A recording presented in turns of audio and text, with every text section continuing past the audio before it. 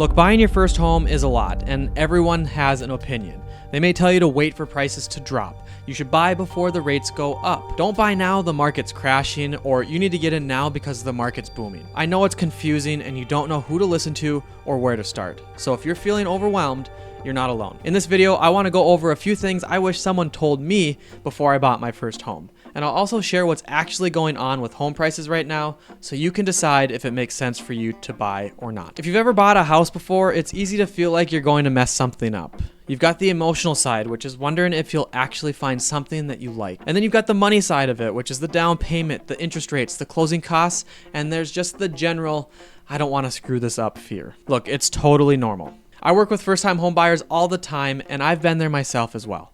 The key is not trying to figure it all out at once. Tip number one is get pre-approved first. This is one of the biggest mistakes I see. People start looking at houses before they talk to a lender. And look, I get it. Scrolling Zillow is really fun. Driving through neighborhoods and dreaming a little bit, it's all super exciting. But if you don't know what your numbers are, it's really easy to fall in love with a house that you can't actually afford. So first step is to talk to a lender and get pre-approved. That gives you a real budget to work with and helps you avoid disappointment later.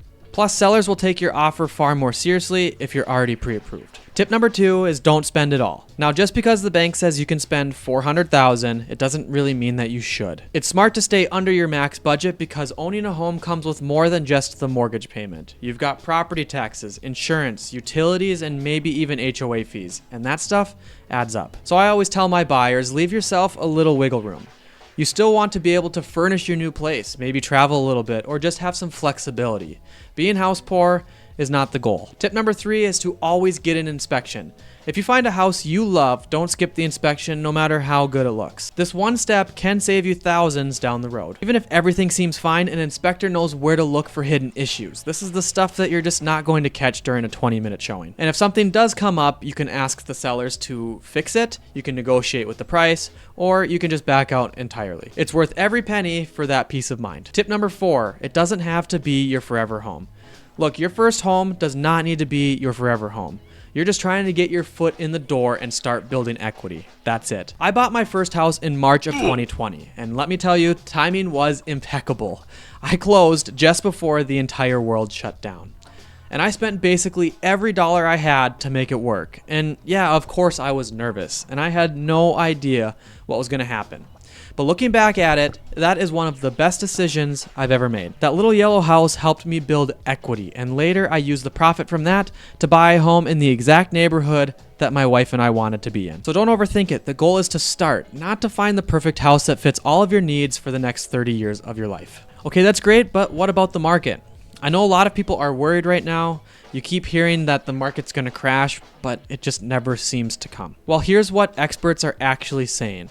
Over 100 housing economists were surveyed recently, and not one of them are predicting a crash. Most expect home prices to keep rising, just not as fast as they once were. On average, they're forecasting around a 3% growth per year through 2029, and even the most conservative estimates show prices going up, not down. So if you're waiting for some big crash to get in, it's probably not going to happen. Another question I get often is, why are prices so stable? Well, there's a few reasons for that. Number one, foreclosures are low. Number two, lending standards are tighter. And number three, homeowners just have a lot more equity to work with. That's what's keeping prices stable. People aren't being forced to sell like they were back in 2008. And while yes, some markets might see small dips, overall we're in a much more balanced place. And honestly, that's a good thing. Slow and steady growth is a lot healthier for the market. Okay, so here's the bottom line. Buying your first home is a big deal, but it doesn't have to be overwhelming. Start with a budget, get pre-approved, and take it one step at a time. And if you're thinking about buying, whether it's this year or sometime soon, feel free to reach out. I'd be happy to walk you through the entire process, answer any of your questions, or just help you figure out where to start. See you in the next one.